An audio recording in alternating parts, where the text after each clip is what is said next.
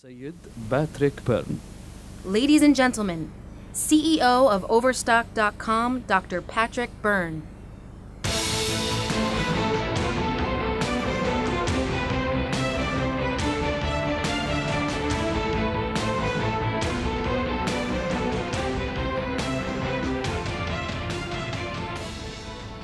Your Excellencies, ladies and gentlemen, what a supreme honor it is to be invited to speak with you. I was here 12 years ago in Saudi Arabia as a guest of your royal family, and it's just remarkable to come back and see the changes. Who am I? If there's a magazine in America, the magazine is Silicon Valley, called Wired Magazine. Wired Magazine has been writing extensively about me in the last couple of years. Here was a large profile that's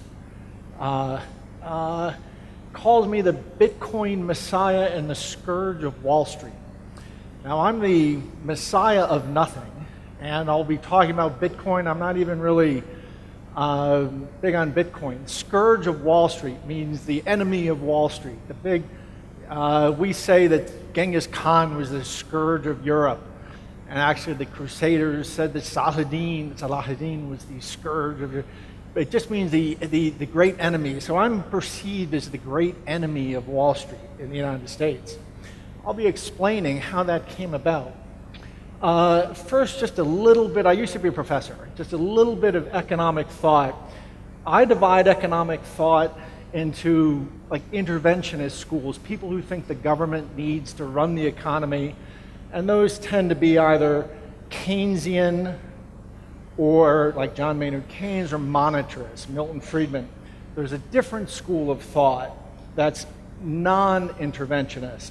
Generally we call the Austrian school of economics. And then there's a completely different school of thought of Islamic finance or Sharia finance.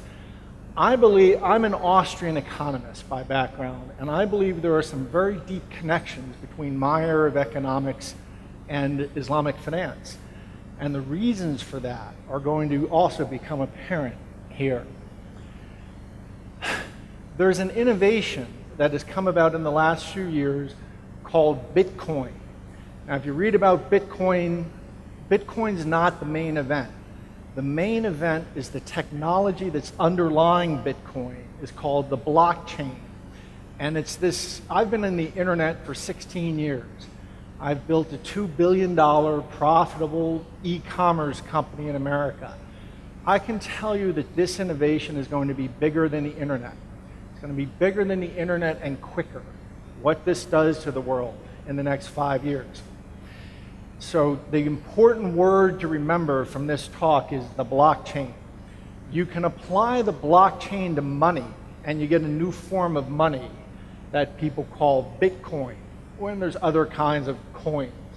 You could apply it, however, you can apply the blockchain to revolutionize all kinds of processes. For example, how you do land titling or titling of any real asset. You can also apply it to Wall Street, and you can come up with a version of Wall Street that can't be cheated, where no one can cheat you. And that's where I've been working mostly in the last 2 years. To explain the significance of this, I want to take you back to when the markets cratered, melted down in 2008, the last time the markets melted down. And Alan Greenspan was invited to appear before Congress and give his thoughts as to why the global financial system was collapsing. And this is what he had to say. There are additional regulatory changes that this breakdown of the central pillar of competitive markets requires in order to return to stability, particularly in the areas of fraud, settlement, and securitization. That statement got a lot of attention, and we all know what fraud was. Bernie Madoff was fraud. Securitization, that's mortgage-backed securities and so forth. But he mentioned this thing called settlement. What is settlement? Now, this may seem kind of dry, but I promise it's going to be worth your time. Settlement is the word we use to describe in any exchange. Suppose grandpa wants to buy a baseball glove from this fellow. They make the deal, but the process of where they actually hand over the money and the baseball glove, that's called settlement. It applies to Wall Street too.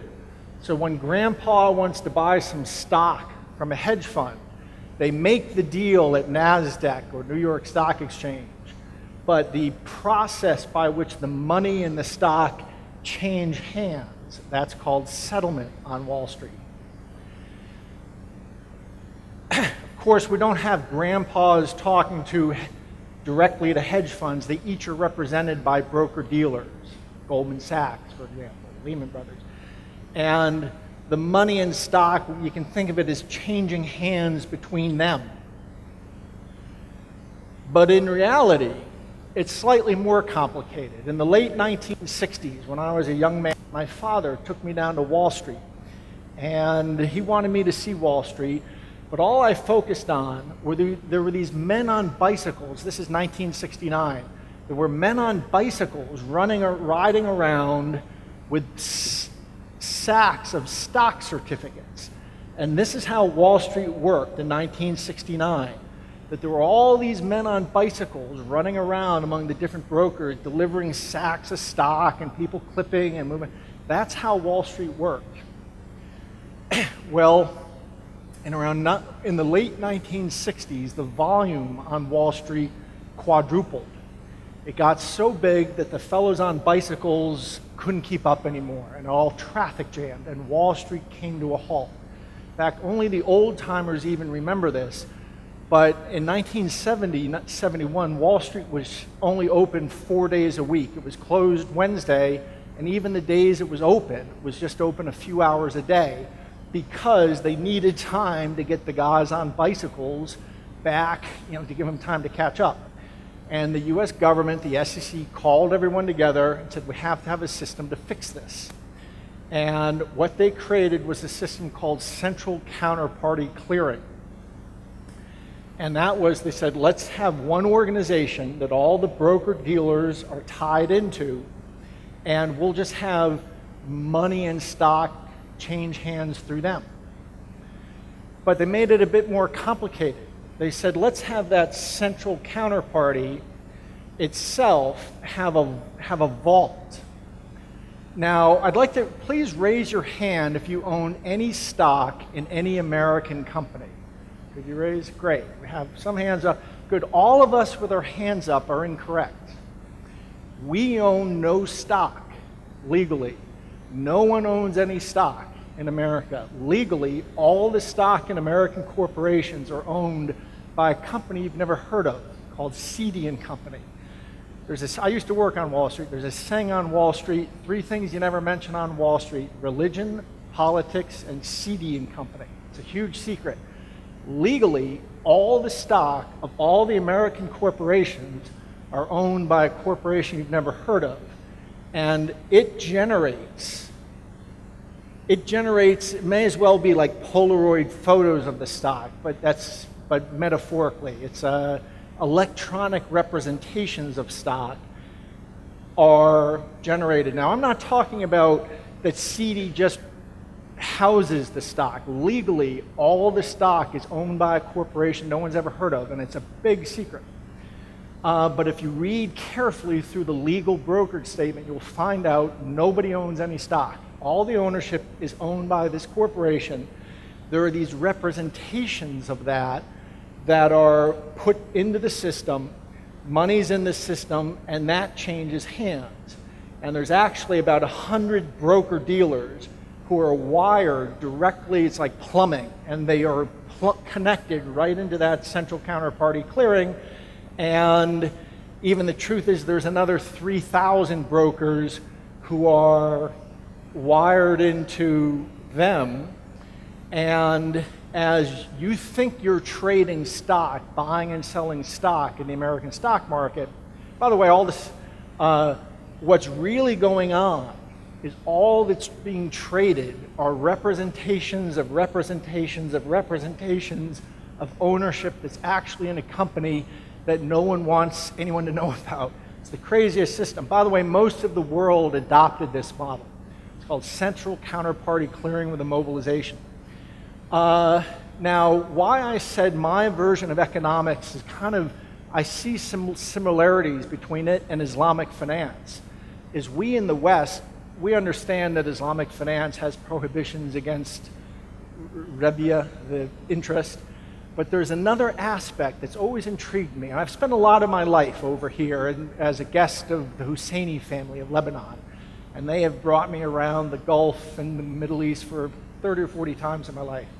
And I've always been interested in talking to people in finance to understand Islamic finance. Islamic finance, besides the prohibition on interest, has a prohibition on a word I can't really pronounce very well.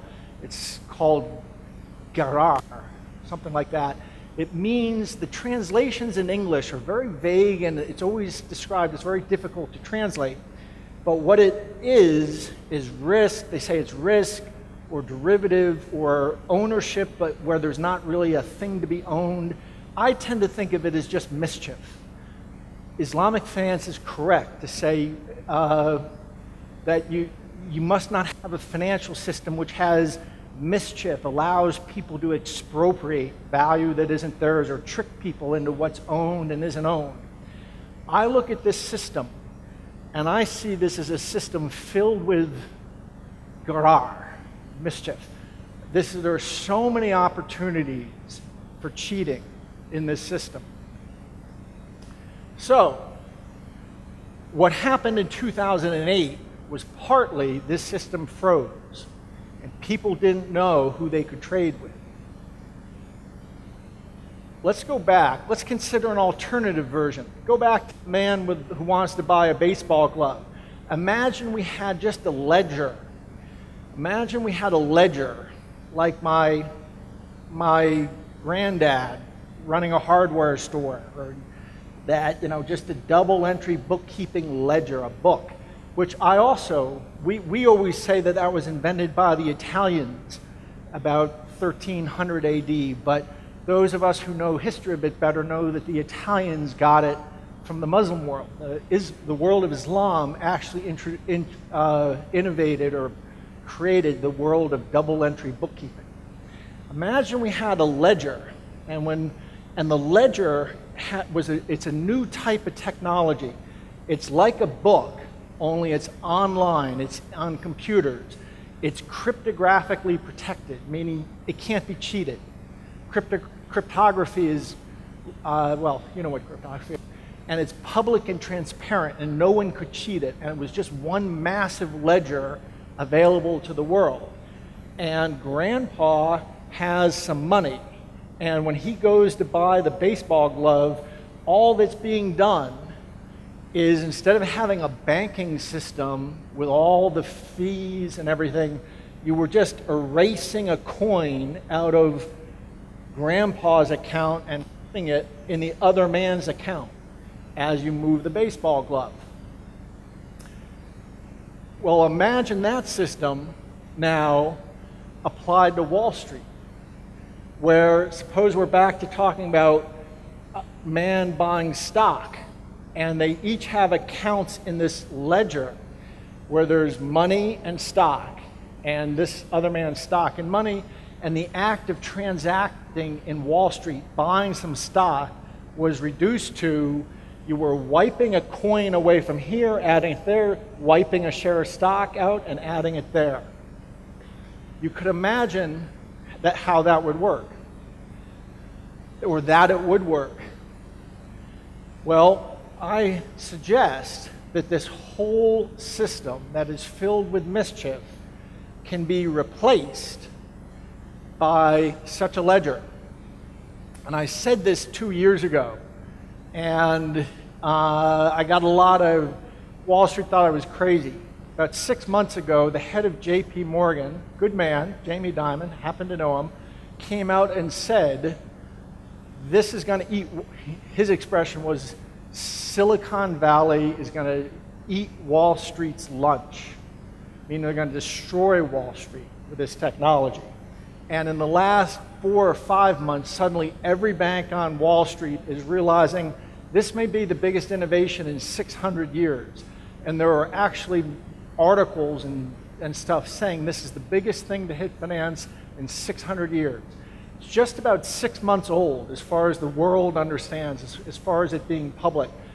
And we can take all of Wall Street as you know it and replace it with that system, and it eliminates about 90% of the costs on Wall Street. So, now you may have an idea of why Wall Street views me like the Crusaders viewed Salah ad-Din. I'm the scourge of Wall Street, and that's the reason. It's not just a theory. The company I started, which is called Overstock.com, or O.co internationally, introduced this in August.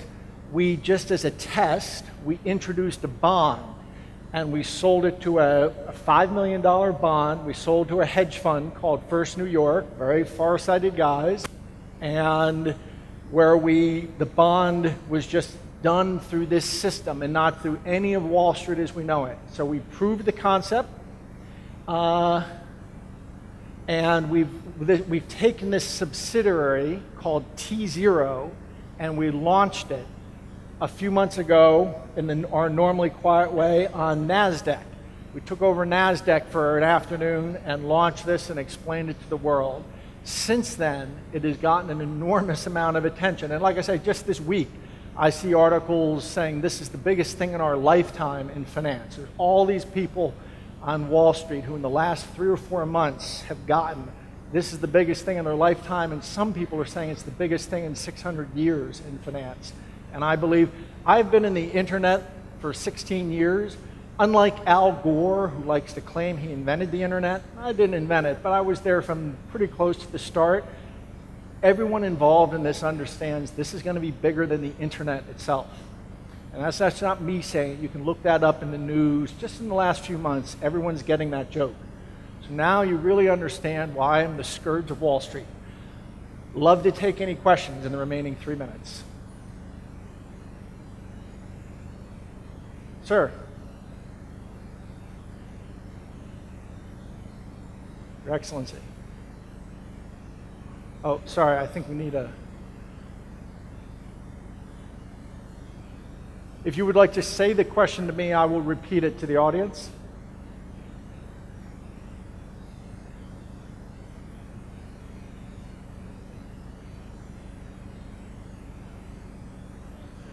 China market, I mean, there were news that the Bitcoin will drop tremendously.